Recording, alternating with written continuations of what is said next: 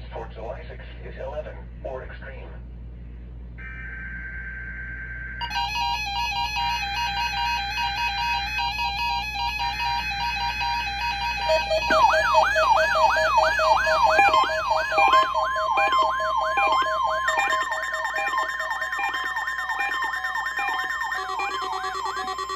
This is the National Weather Service Office in Fort Worth.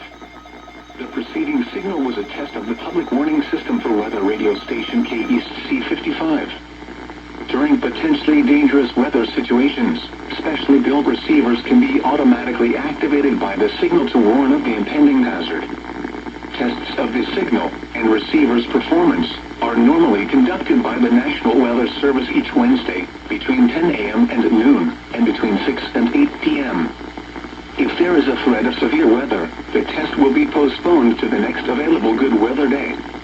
Reception of this broadcast, and especially the warning alarm tone, will vary at any given location.